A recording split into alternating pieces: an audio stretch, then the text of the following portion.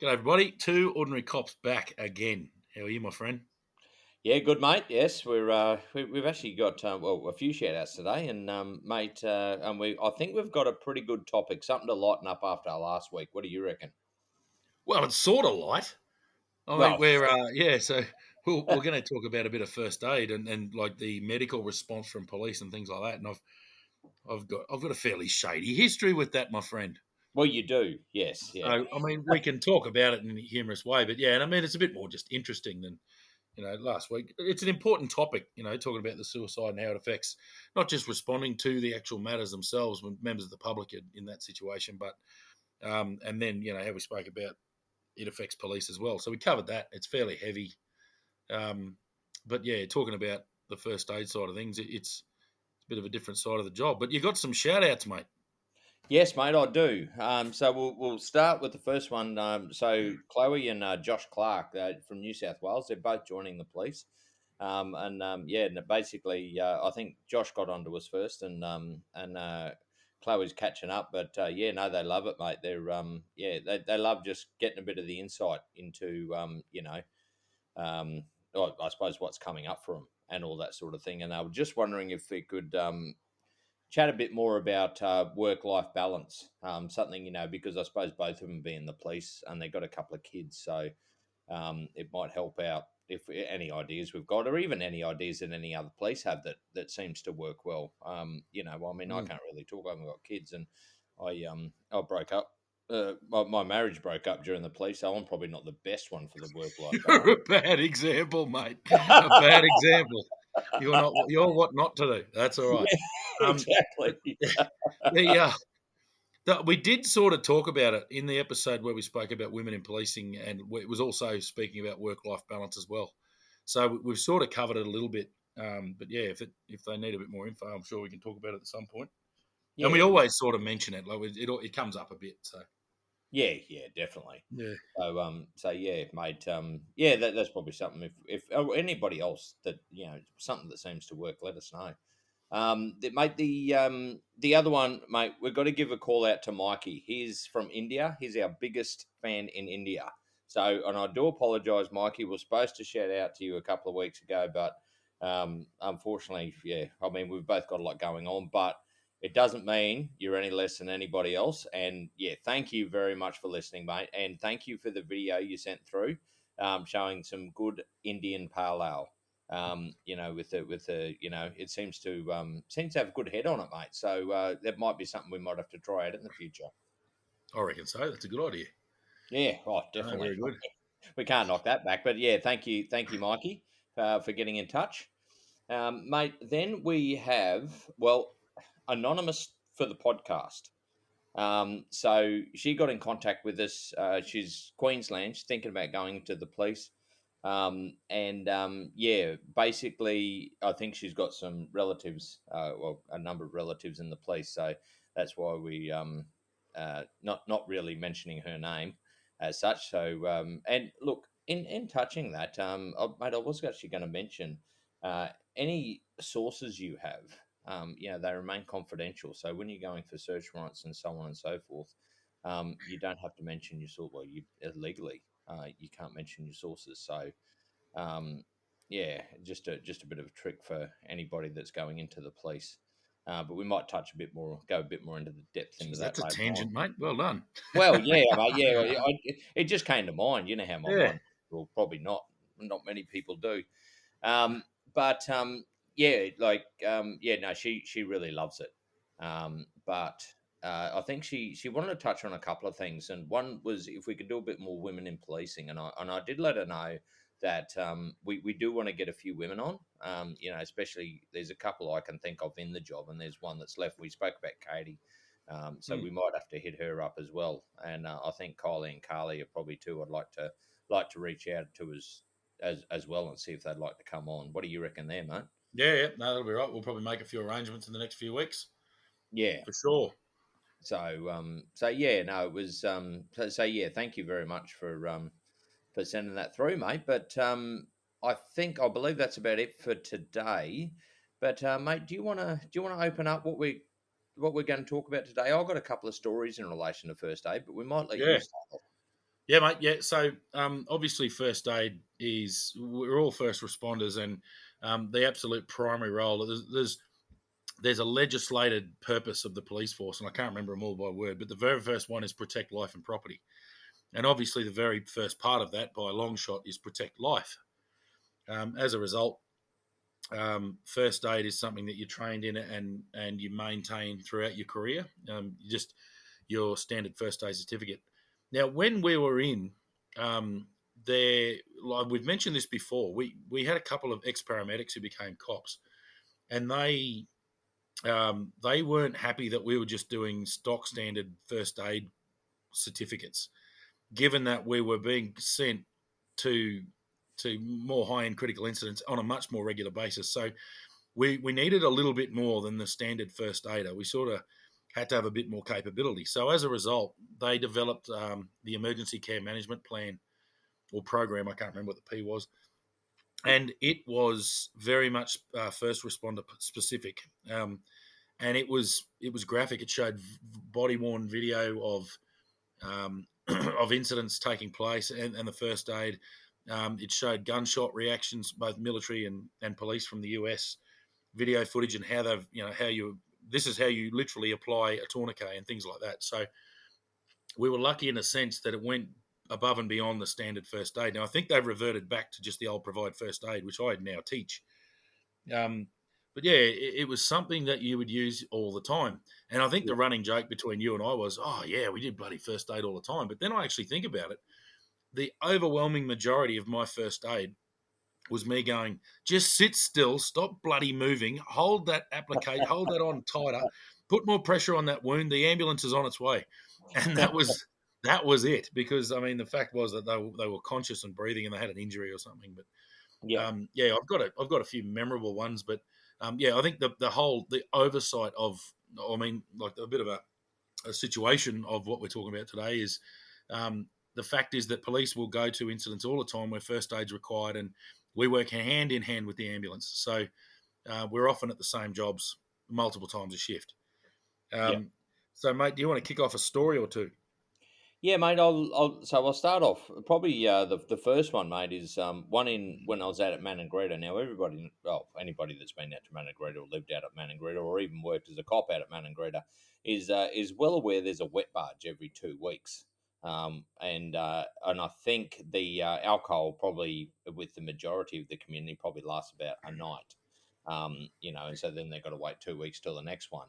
But so we used to have, well, basically extra police on. I think they could pick up their stuff from the barge about midday or something like that. So we had shifts starting at midday, and I'll give a shout out to Phil Trenery, I believe I was working with. Now, correct me if I'm wrong, Phil, and if you're listening to it, but yeah, he and I were working together, and we were just doing general patrols. Now, just driving around, I mean, everything's relatively low key, especially, after 12 o'clock because they haven't quite filled themselves with beer. But so we're just driving around the town, and there's a place in Maningrida called New Sub, and that's basically where they built a whole lot of new houses for the Indigenous people out there. And we're just chatting away and driving around. And anyway, something caught my eye just out of the corner of my eye, and as I'm chatting away with Phil. Anyway, and I said to Phil, I said, mate, can you just do a U? He was driving. I said, can you just do a U-turn? I just need to go back and have a look at that. Anyway, so you do a U-turn. We come back. There's a guy sitting in the gutter, and he's like, there's actually blood running down the gutter. And was oh shit, all right, mate, you're all right. There's nobody else with him. Everybody else is inside the house drinking. Anyway, what's happened is he's had an argument and got the shits and put his arm through a car window, and so he sliced either one of the major veins or arteries in the arm. And there was a lot of blood. Like the blood was actually running down the gutter. And that's kind of I just caught it out of the corner of my eye. Anyway, so we've basically got out and we've gone inside and said, you got a towel or something, we need to wrap this up and all that sort of stuff. And it didn't seem overly bad at the time, but anyway, we wrapped it up and we said, mate, keep pressure on that. We put him in the back of the cage because it's just so much quicker to get down the clinic, and we called the clinic on call. And basically shot down the clinic. Now, by the time we got down to the clinic, for anybody that knows the back of the police cars or the cages, there's wells, or what do you call them, like, rivets. And those wells were filling up with blood. So that's how much blood he'd actually lost in that short trip. It's probably about a 2-minute trip down to the clinic. Anyway, we got him out, and the nurse got there at the same time, and we got him in, and I had to basically, while they were preparing everything, I had to put my fingers in his, basically it was in his the crook of his arm, and hold the vein or the artery shut, so he wouldn't bleed to death. And I stayed there for, it was over half an hour. It was probably closer to 45 minutes, that until they got everything ready, so they could actually stop the bleeding. So if we had not rocked up, and if I hadn't seen that out of the corner of my eye, he would have definitely been dead. There was another couple of minutes, and they reckon he would have been gone. So Yeah, you that's can't just lose too much of that fluid, can you? no. And it's amazing how much is in the body, because it looks like so much as well. Well, But that was yeah. There's a few stories about that. It yeah. If you get a cup, 100 ml of water in a cup, and pour it on the ground and watch it spread out, it does spread a long way. yeah, And I remember getting some pretty wild estimates of the amount of blood on the ground from crime scenes. Oh, there must be liters here. And the ambos turn up and go, nah, it's about half a litre. He'll be fine. So, the only, I mean, I've been to a few exceptions where there were literally liters on the ground, and it's just one big sloppy scab. Um, yeah. but yeah, sorry, mate, you keep going. No, mate, yeah. So, I mean, it was just one of those things. And basically, I think they had to end up flying him into Darwin. But the lack of even care from his own family, they were inside the house, had no idea. Even when we basically were revving him up, and, to get something to wrap around his arm, had very little care in the world. Like, it took them ages. We had to really spark him into something to get us like some material, so we could actually wrap his arm up and put pressure on it, and all that sort of thing. And yeah, if it just, it goes to show. I mean, we definitely saved a life that day, and it was just from doing patrols. And as you always say, mate, we had the window down, and just chatting, but still listening and still observing what's going on around. So I think that's probably the importance about staying vigilant, so to speak. Yeah, having that situational awareness, that's good. No, Yeah. it's important. So Yeah. yeah, mate. Have you got another one, or mate? I've Oh got. yeah, I've got. They're flooding to me as we think about it, which I knew they would. Um, yeah, so I think, I mean, I've been involved in heaps and heaps and heaps of them. So a lot where we've turned up, and as I've said before, I've done CPR. I think the number's 23 and 0. So I've done a lot of that. I've done a lot of critical intervention, early intervention. It just so happened that these guys there was nothing we could do for them. There was nothing anyone could do for them, because the ambos were on scene very quickly as well. Yeah. But when it comes to first aid and really assisting ambos, I've got two where we were completely necessary for the ambos because they were just a bit short-handed. One, and it was early on in Catherine that I remember, was a fella was working on the roof of a building. I've mentioned this in a podcast previously, I believe. Bloke was, I think he was an electrician. He was installing something, or fixing a wiring connection on the roof, and he actually slipped and fell off the roof. But he sort of fell in such a way that he wanted to jump away from the roof. And what happened was his arms come down on a colorbond fence that didn't have the capping across the top, so it was just straight sheet Oh, iron to the top. yeah. And anyway, it severed his tricep right to the bone. He was actually probably lucky not to lose his arm just on impact. It was a fairly decent fall, so he would have been fine. He might have had a few sore knees or something had he just hit the lawn, but he didn't. His arm hit the fence, and he very quickly clamped his arm open as far as he could to stop that tricep from coming apart. And he was holding it. He managed to call 000 for himself. And for the grace of God, where he was actually working was 2 doors down from the ambulance station. Oh, Now, right. that doesn't mean much in Catherine because the ambulances are never there. So who was there was the supervisor. So the supervisor of the ambos on duty was there. He's jumped in his little intensive paramedic vehicle and driven 2 doors down or whatever it was, and he's called for immediate, urgent police backup because he knew that his blood wagons were nowhere near him. Yeah. So he had no support. He had no backup from ambos, but he needed police. He needed just assistance. Anyway, we turned up. Me and my partner turned up to the job. I can't remember who was working with us. Irrelevant. And anyway, this paramedic who was a well known bloke, you know him. He had a tourniquet on this fella's arm, and this guy's starting to lose consciousness by now. He bled lots. There was a lot of blood lying around. I think what saved him a little bit was there's no major critical arteries. There are arteries there, but they're not like really critical arteries on that backside of your arm like that. Yeah. So there was a lot of blood, but it was just oozing out of his arm and running like lots, but not spurting like an arterial bleed. Yeah. So we turn up and very quickly he's got this tourniquet in his mouth and he's trying to lie the bloke down and get a lining because he wanted to get some fluid into him before he moved him. So we assisted. We've laid him down and we've applied the tourniquet. And then it was a matter of assisting the ambo to actually get a line into his arm. So we got to hold him still because the bloke was going into a little bit of shock just for the amount of blood he'd lost. So we were helping holding his legs up just to assist with that shock treatment, as in the actual definition of shock, which is a rapid drop of blood pressure basically is what causes that shock, or a lack of fluid in your blood. So the loss of blood is what will send you into shock. And so we were treating him for that. He had no way of transporting this patient because there was no ambulances available, like I said. So what we did was we had more room in the cage than he had in the back seat of his vehicle. So we got his grab bags, threw them in the back of the police vehicle, loaded him and this person into the back. And one of us, I can't remember, I think it was me, I got in the cage as well, and we shut the cage door and drove to the hospital. So we're under lights and sirens, but obviously we don't want to throw us around too much in the back. And we took him up to hospital. Now I think they stabilised him there, and he was evacuated to Darwin. But just purely on first aid, like this is just a tradie doing his job, falling off the roof and just had an accident. But Yeah. it was that critical. And just I think the beauty of it was we sort of knew our first aid, so the paramedic could work on the critical medical treatment of the patient to stabilise him for movement, for transport. And we were able to just provide that first aid and assist with what we knew without a lot of conversation. So, and that he was fine. He came back. He had surgery, and his arm was. I think there would have been a lot of rehab because he had a fairly significant, like basically severed his tricep. Yeah. And he was back at work about 6 weeks later, I think. But he Oh, he says he was forever grateful. We saw him a few more times around town, and he was he would always tear up a bit when he saw us, and you blokes, you saved me, especially over a few beers at the golf club, which is what everyone used to do. So, yeah. that was very early on. So I think it sticks in my mind because I was fairly junior. But Yeah. I've got a few more. I'll ramp up, mate. But you want to go? We'll go back and forth if you like.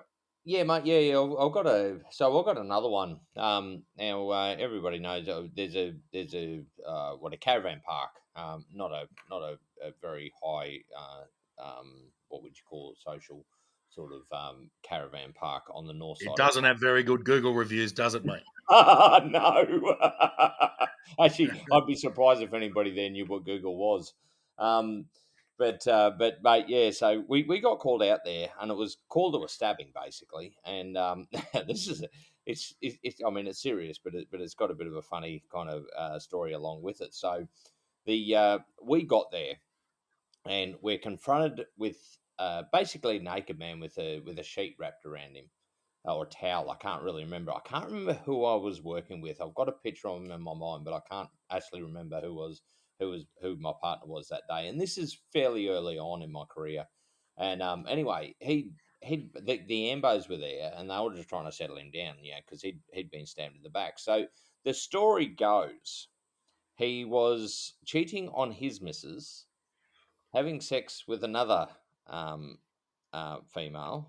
He was white. The girl he was, his girlfriend was Indigenous, and the girl he was cheating on, or doing the cheating with, was Indigenous. And basically, his girlfriend caught him in the act. Yeah, obviously he That was old on. chestnut. Oh yeah, so she's walked in on him, but and look, I'm sure there's quite a few stories about this happening in every sort of culture, but she's just picked up a knife and stabbed him fair in the back, as he's like doing the deed. So, which- Oh no, I shouldn't laugh. That's terrible that I laugh. it's, Yeah, so yeah. anyway, he's obviously he's got up. Luckily, well, it didn't seem too severe. Like there was a bit of bleeding and like well, it was a bit of blood and all that sort of thing. And he was a bit rolled up. Well, in a couple of ways, I suppose. Um, and anyway, he so by the time we got there, they were outside. His missus had run away, and like the girlfriend. Um, was there, and the ambulance were just trying to treat him and all that sort of thing. And basically, so we got there, we assessed him, we just said, "Look, mate, let the ambos look after you." We got our information, and we are just starting to talk to the other chick and to try and find out where this person had gone, or to find out, where the nice. You're just doing your first general inquiries when you get there. And anyway, then we hear this bloody fight going on, or this noise behind us. We turn around, well, what's happened was the girl he was cheating on his girlfriend with also had a boyfriend who was Indigenous, and so we turn around and we're confronted with now a naked man trying to find an Indigenous man because obviously he was having sex with his girlfriend. So anyway, we Is this about first date or is this bloody Days of Our Lives, mate? mate, he gets there.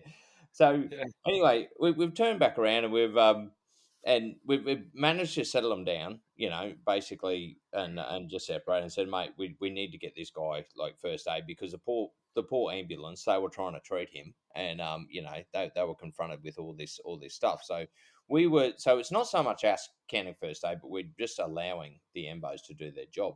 Mm. Anyway, the Embos, yeah, we calmed the situation down. We didn't have to use any force. Anyway, he got transported to hospital, and we followed up there.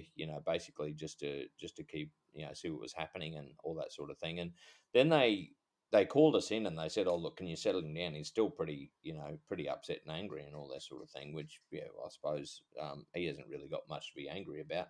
However, they said we need him calm because when they did an X-ray, they realised that the knife had pierced the outer rim of the heart, and they said any strenuous like action, like on the heart, if it starts to beat harder, it could burst and die.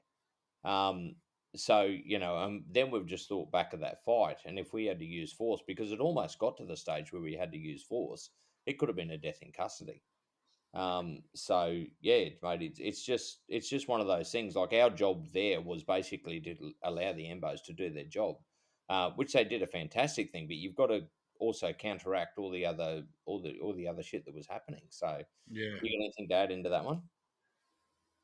Yeah, I think the big thing is there that you've got to have that knowledge of what can go wrong. So you've always got to treat it at its highest end. I know it's really easy in society to just sort of go, they'll be right, they'll be right, they'll be right. And look, the trouble is most of the time they are. But like you say, if it would have gone through into the cardiac sac, the sac around your heart, basically. Yeah, And if it had gone into any level of heart and muscle, which is possible, then you're right. You've made potentially a hole directly into, well, nearly a hole into your heart. And if your blood pressure goes up too high, it's just going to burst out. So, and then you don't live for too long when your heart's belting blood out the side of it. So, no, um, no, that'll be the end of that. So, yeah, it's one of those things. And mate, I've had a few of them as well where we've had people full of alcohol, full of adrenaline, with extremely serious stab wounds. I've been to 3 jobs where the knife was still hanging out of them as well. So yep, the knife is out the back or the knife's out the front, and we're just stabilising. We're fairly lucky that they all occurred in regional centres, so that we had we had paramedics close by. So what our job there was to, mate, you need to sit still, seriously, and you go, you need to listen to me now. You need to sit still.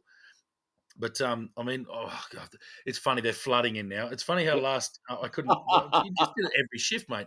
Every single shift in general duties, you're doing first aid every That's shift in the true. Northern Territory. I Yeah, can't remember one where you didn't do something like just hold it, or you might just tell a bloke to go to the hospital for some reason, or it goes from that lower end right up to, oh, geez, we put a band-aid on a kid's finger once because they came up and tried to tell us he cut his finger. So we just did the little community engagement thing and put a band-aid on. He was stoked. yeah. Little bloke in Darwin City. Mum and Dad was stoked as well. So, I mean, we had that. We've had first aid responses to to serious intoxication, drug overdoses, and things like that in the city. The Northern Territory doesn't have anywhere near the level of drug overdose issues as other major centres and other jurisdictions have. Like, your Sydney, Melbourne, Adelaide, Brisbane, all those big cities. You get your junkies in town, and they overdose all the time, and you'll be first on scene, and you're going to get ambos in there all the time. But I think from what another story, I've got two that are bloody full on first aid assist ambo sort of jobs. I've got two that I want to tell, but one I'll tell one that it was just extreme. So once again on a night shift, like a week night shift, there's nothing happening. It was one of those nights that's eerily quiet, and you just going, you're waiting for a bomb to drop because it's like, it's too bloody quiet. It's too quiet. Like something's going to go down. And Yeah. anyway, I got sent out. All my crews were back at the station, and they were just doing paperwork. So it was about, I don't know, two or three in the morning, something like that. So anyway, I get onto comms and just say, is there any old jobs you want cleared up? I can roll past just so we can clear the screen. And they've gone, yeah, get you to attend a noise complaint. It's about 45 minutes old. We haven't had any calls back for it, and there's only one complainant, which is a standard sort of thing. So Yeah. very, very basic job. So I roll out to that, and it was just outside Darwin City. So for those who know Darwin, it was in the Parap area. So anyway, I'm rolling out to that. My vehicle was 223, and I get this immediate 223 VKM urgent stand down. We have suicide just taken place at there was a building address in town, closer in, so still in Parap, but closer to the city. So I knew where it was, just did a U-turn, lights and sirens, and went there, and one of my crews went mobile as well. Anyway, I get to this building complex, and it's just quiet. There's no one around, but I can hear a male voice sort of screaming. Yeah. Anyway, and he's run out to me because he saw the red and blues, and my crew arrived at about the same time, which was bloody handy. And we get round the back, and what had happened was a very attractive young lady had a domestic with, well, not a domestic, it wasn't a violent fight. What had happened is they'd had a night out, they'd had a big argument, and the boyfriend had said, "This isn't working. We're going to break up." Yeah. And they were on the fifth store. They were on the fifth floor with a balcony over the back, and Yeah. she has had a screaming match. He's called it off, and she's just run and jumped off the balcony Oh and shit. fallen 5 stories to the ground. Now, what happened was she's jumped over the balcony, and Darwin being a tropical city, she's landed directly on top of a palm tree, bounced off that, bounced into shrubbery that was a little bit higher, so that the palm tree was right up, not far below the fifth story. So she's hit that. That's arrested her descent. She's rolled off the top of the palm tree, smashed into these bushes, rolled off the top of them, fallen down onto a 6 foot colorbond fence. This one had the capping on. Yeah. Her arm went over that, and very similar to the last one, it didn't cut her, but it broke her arm so severely that she was just deformed. She's then landed in a soft garden bed, but to add insult to injury, she landed on a coconut, so they were coconut trees, sorry, and actually fractured her pelvis. So Ooh. she's now in a puddle in the bottom. She's alive, she's conscious, breathing, but completely broken. She's got multiple fractures, and we didn't know. Like, we've turned up and just gone, don't move, do not move. You need to lie still, and we're just trying to calm her. To her credit, I think excuse me. I think she was obviously full of adrenaline, and her body had just gone into a shock state from just the sheer impact of what she'd just done. But her boyfriend was hysterical, so, or her ex boyfriend, I suppose. So anyway, we've moved him away because we needed to do this. We've called urgent. I mean, ambos have been sent anyway, but the call then changed. I think we then obviously gave a sit rep through to our comms that sent an ambulance post haste. And what we had to do was get her still, because obviously we're thinking she's got serious spinal injuries. So we're really worried about the spinal injuries, and it was just like, oh, what are we going to do? Like, we need an ambulance now. Anyway, he turned up, and he's just got so many things to deal with. He had to triage the injuries within one patient. So the critical one was potentially spinal. We're thinking she's got you could tell she had what's called an open book fracture of her pelvis, which means when you've had an impact on the back, it can actually break your pelvis in such a way that the front will fold in on itself Ooh. or Yeah. fold out on itself. And she had these bulging out the front of her broken pelvis was bulging at the front of her hips. So we had that. The ambo, and we were aware that she's going to be bleeding fairly significantly internally because of that. And I'll never forget the intensive care paramedic who was first on scene. He was brilliant. He's turned up. He was an Afghan veteran, so he'd been a combat medic in Afghanistan. Anyway, Yeah. he turns up and goes, "Ah, shit, I can't get." He's trying to get a line in. He says, "I need her unconscious now." So he's going to put her into an induced coma on the ground pretty well. So anyway, he's laid out, and I said, "What do you need? Just we're here for you. What do you need?" And he's gone, "I just need to get a line in, but I've had an adrenaline dump and my hands are shaking." He said, Yeah. "I'll tell you what to do," and I'll never forget it. He was just so aware of himself, going, "I've just had an adrenaline dump. It's no problem. I know what I'm doing, but my hands are shaking. I need you to hold my hands still." Yeah. So I lay my arm down on her arm against the like, opposite way that she was. I then held him by the wrist, and he said, "Just hold me steady and let me move, and I'll guide this cannula into her arm." So we got a line in there, and straight away he's hitting her with lots, and I mean she's got the whistle in, but we're hitting her with lots and lots of pain meds and just trying to get her. And he said, "I need her unconscious," so he's putting her into basically a state where she wasn't going to respond to the pain stimulus that was just all over her body. And potentially, if she's got, we were sure she'd have spinal fractures just given the impact, and we just needed her to be nice and still. So we're into this, and we probably did first aid on the ground, just helping the paramedic do different jobs for about 20 minutes, and he's calling urgently for an actual blood wagon to turn up. A blood wagon's just a very nasty word for an ambulance for those playing along. I figured you'd work it out. Yeah. But anyway, we get the ambulance did turn up, and we get her. She's unconscious by this stage, and we transport. She wasn't significantly bleeding anywhere obvious, but he was just worried. Her blood pressure was just going down and down. So obviously, from that pelvic fracture, she's losing blood, bleeding badly internally, and he had no idea what other injuries she's got. She's gone, "This is a life changing. These are life changing injuries. She's got. God knows what's going on with the spine. Um, God knows what's going on with her internal organs. We don't know if she's got any brain injuries. We did say she was fairly lucid, like she was complaining about pain and a few other things. So we thought her brain was working okay. Yeah. But yeah, she just had. I've never seen so many injuries on a living person. I've seen plenty of catastrophic injuries on dead people, but Yeah. um, we put her in. We got her. We loaded her up, helped the ambos load up, and then drove off. And we've just gone. We've all looked at each other in a little mini debrief, and just gone, "Are you kidding? Like, what the hell? How did she live a 5-story drop from a building?" And then Yeah. with like the, it wasn't humor, but it was almost like, how what a bloody insult to injury to land on a coconut in the garden bed and have Yeah. that break your bloody pelvic. Like, it was just. And I think the reason we knew that is she was lying on top of this bloody coconut. It was putting her body on a bad angle. But yeah. Anyway, I don't know her outcome, but she was in a terrible state. Um, and yeah, that was a pretty major one. I've got another quick one from Darwin City, unless you've got one lined up. Oh, mate, no, no, you go ahead. I Yeah, have got. Well, no, actually, I've got just a quick one. yeah, yeah. I had a guy. Yeah, basically, this is when I was in Borroloola, and he basically he had an argument with his missus, and obviously, actually, I think he beat her up. And then, for anybody that knows, Indigenous people do sorry business, but they can actually do it on themselves or cause personal self harm when they do bad stuff as a payment for their, I suppose, their sin in a way. And he's picked up a knife and a big, and I mean a big kitchen knife, and stabbed himself in the arm, in the forearm. Um, and basically, I can't remember whether we attended the incident or not, but I've actually still got a photo. And so this knife is bedded in his arm, and it's just about all the way through the arm. I think And I've seen that photo.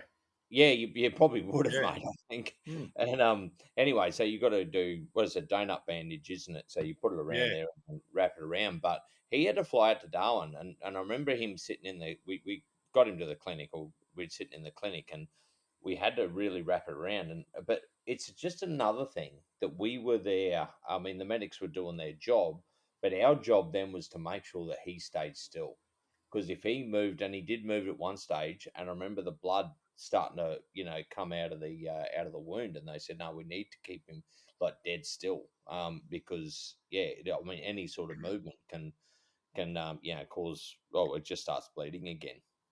So I mean we sat there for probably a couple of hours until the until the air north, I think, not air north, what's it called, the care flight came out yeah. and picked him up. But yeah, I mean that's, yeah, and he was sitting there the whole time. You don't pull the knife out; it just stays in there, and you wrap it around and you kind of keep it as still as you can. And yeah, so he flew all the way to Darwin with his knife, basically almost through his forearm, like you could see the point like pushing against the skin on the other side. So, Yeah, um, yeah. But anyway, mate, you keep going. That was that's just a, a short one from me. that's a lot of motivation, isn't it? Well, Bloody yeah, hell. yes. Yeah. A lot of sorry, a lot of pain, mate. A lot of what do you call it? Sorry business. Or Oh yeah. Oh, there's yeah, been some horrendous injuries over the years with sorry business. So basically, it needs to be a demonstration of the people and the family and friends of someone who's passed away that yeah, you're sorry, and quite often the way they show that they're sorry is by hurting themselves.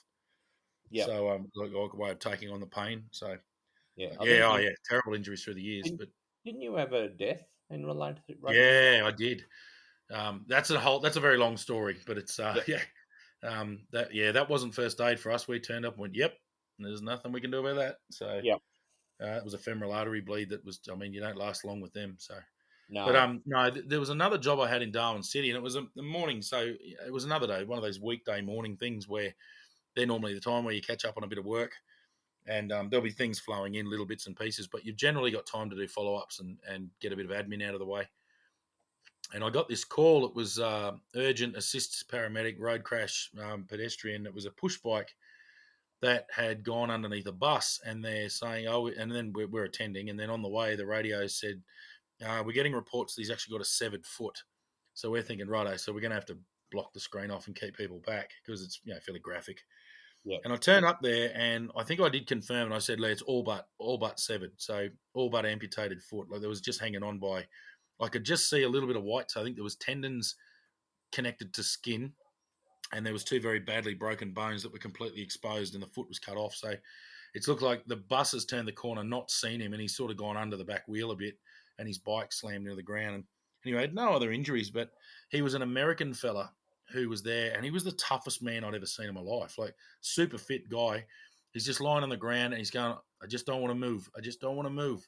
And we said, "Well, don't move. Don't move anywhere." There was no critical bleeding, which I found weird. I thought that the arteries down to his foot must have been severed, but there was very minimal blood. I mean, there was a bit, but not much.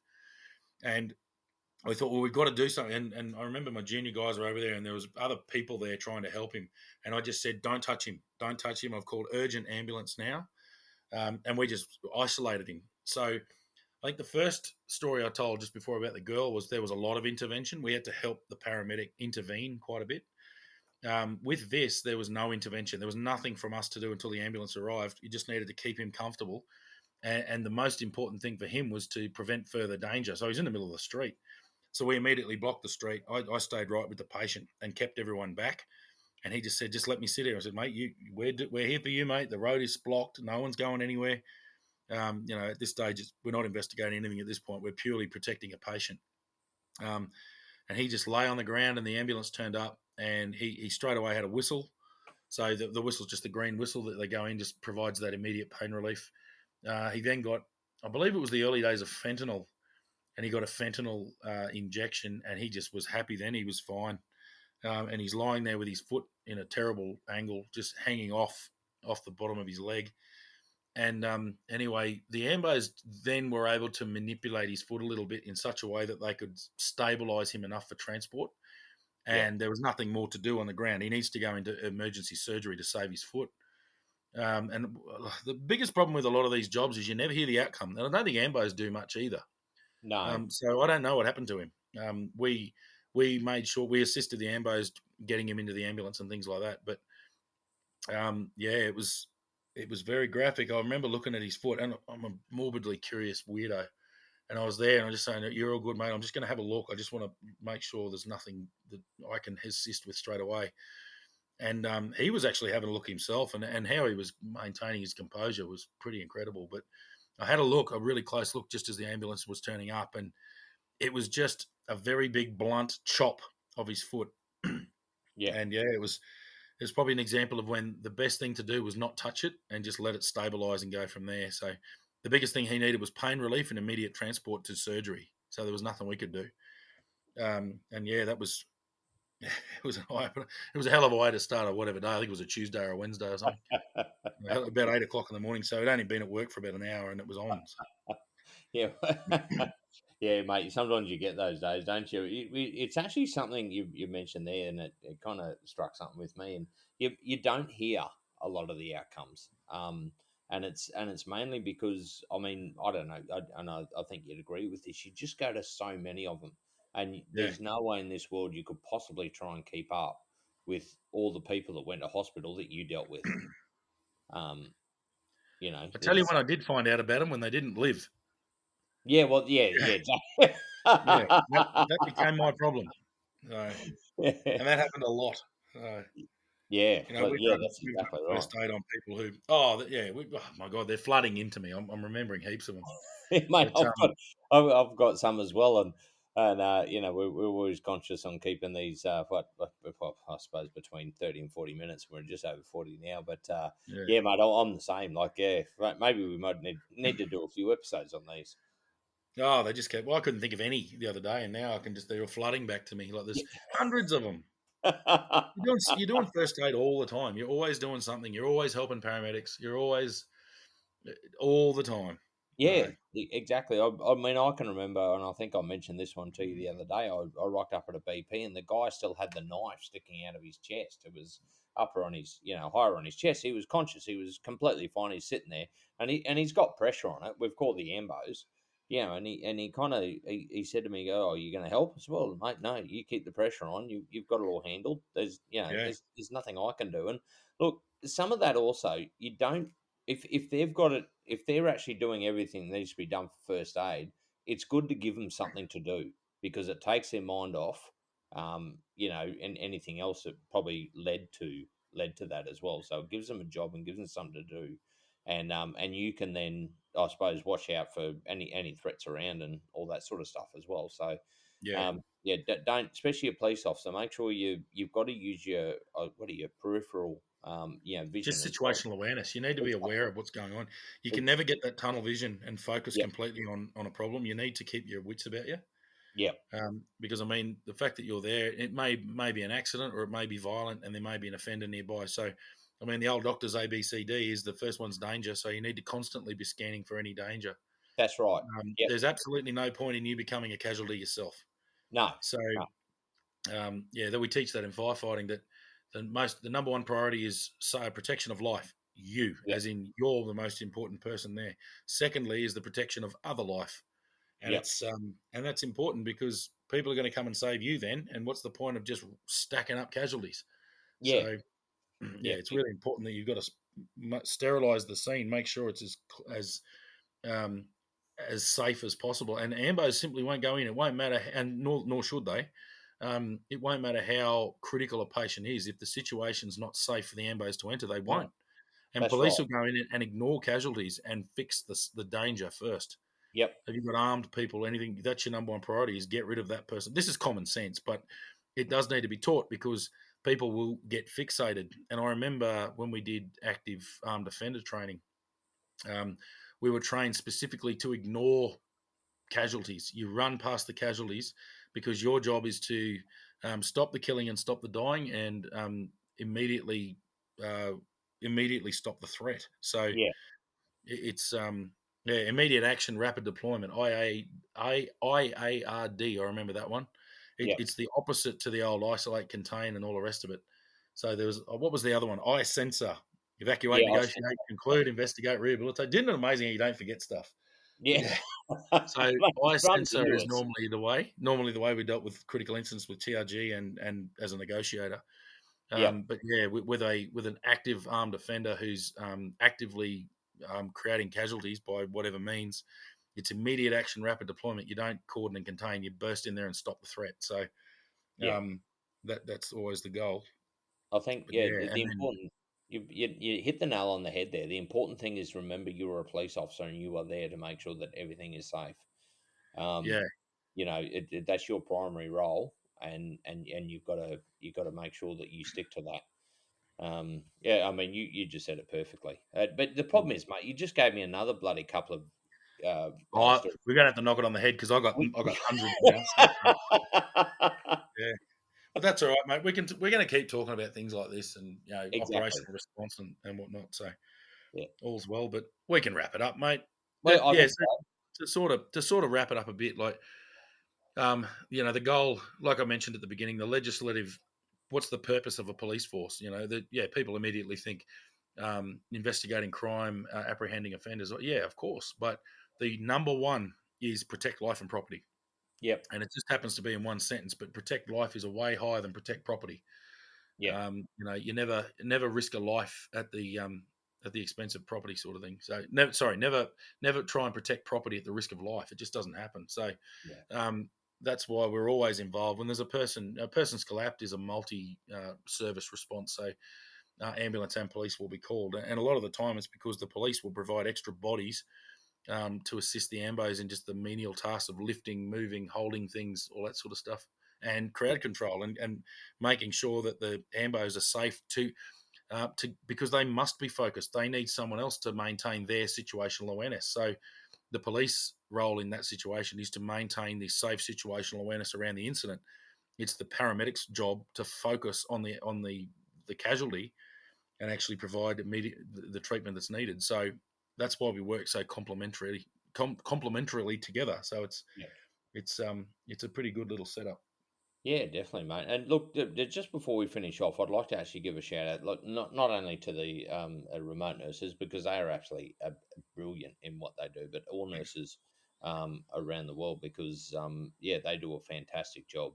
Some of the shit that they have to deal with, and some of the thing that I think that pisses, especially police. I don't know, I don't know whether you feel the same, but what really pisses me off, and when people actually hurt ambos, it really, Oh yeah, if I get punched in the head, yeah, that's I suppose that's part of the operation that, well, part of the job that I do, and yes, it's unacceptable. However, I don't know, ambos are there to help, so just leave them alone. And I yeah. think what used to piss police off the most is if we saw somebody going after the ambos, it just really, really, Oh, you won't walk away. You'll be hunted.